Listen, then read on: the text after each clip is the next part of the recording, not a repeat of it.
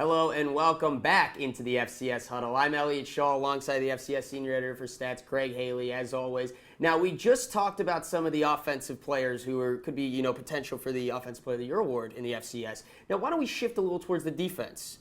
And as they say, defense wins championships.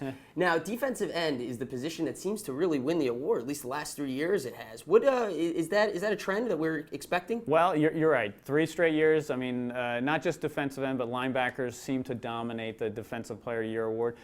I guess, it's a pass rusher's game now. Right. I mean, it really gets people noticing, players who rack up sacks, who are getting tackles for loss.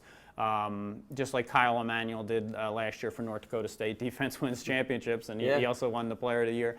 I think they make the kind of plays that get in the spotlight and really dominate games and really disrupt offensive game plans. So yeah, those defensive ends and if you talk linebackers as well, pass rushers seem to really stand out. Now, as we head into the second weekend of October, and the season is, we're in full swing right now. If you look at the FCS right now, and who is a guy to you that kind of sticks out? Sure. I would have to say, if we're talking defensive end, Tyrone Holmes, Montana. He's just off to a flying start, leading the nation in sacks right now.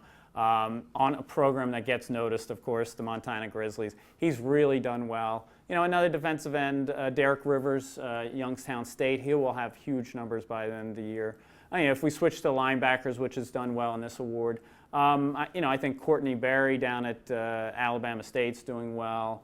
Deion King at Norfolk State. Now, that's the SWAC and the MEAC. They have a harder time winning this award, but they have had some winners in the past.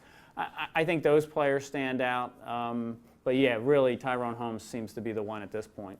Okay, now, if we don't go defensive end or linebacker like it seems to be the heavy choice, and maybe you look at the secondary or something, who else could potentially be a dark horse for this award? I think DeAndre Hall is doing well for Northern Iowa.